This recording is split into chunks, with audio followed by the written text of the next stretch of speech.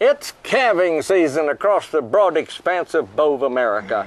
It's the equivalent of riding a combine across a sea of ripe wheat to a farmer. It's harvest time. I particularly enjoy calving season because it is a regular renewal of stories that keep me believing that I cannot make up stuff that is worse, goofier, or more frightening than what really happens. Let me introduce you to Irvin, a good cowman in central Idaho.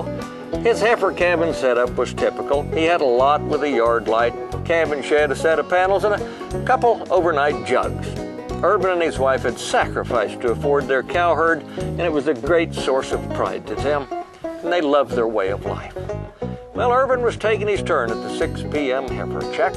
Number 41 had broken her water bag a couple hours ago, so he pulled on his rubber boots because the lot was thawing and getting sloppy near the shed.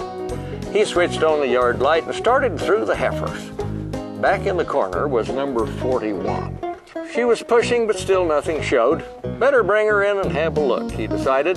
Well, Irving shooshed and waved and hollered and sloshed around in the sticky mud, trying to drive her into the shed. In one quick move, he dove to the right, and the mud sucked off his left boot. She turned back. He dove to the left and cut her off and left his right boot in the mud. Losing his patience, he grabbed his 16-foot bullwhip that he kept coiled on the fence. He did a thrust and a parry, faking out number 41, and then, as his piece de resistance to drive her under the shed, he reared back, caught his whip on the electric line, followed through the cast, jerking himself out of his socks, pulling the line down, which left him on his back in the mud, his bare feet sticking up like two giant Tootsie Roll Pops.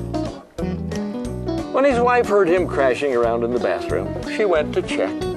He was squatted over the toilet, his pant legs rolled up, and both his bare feet in the water. He was scrubbing away at the muck with a wooden-handled bucket brush. He looked up at her, smiling, and said, "Ain't ranchin' fun, honey? Ain't ranchin' fun?" This is Baxter Black from out there.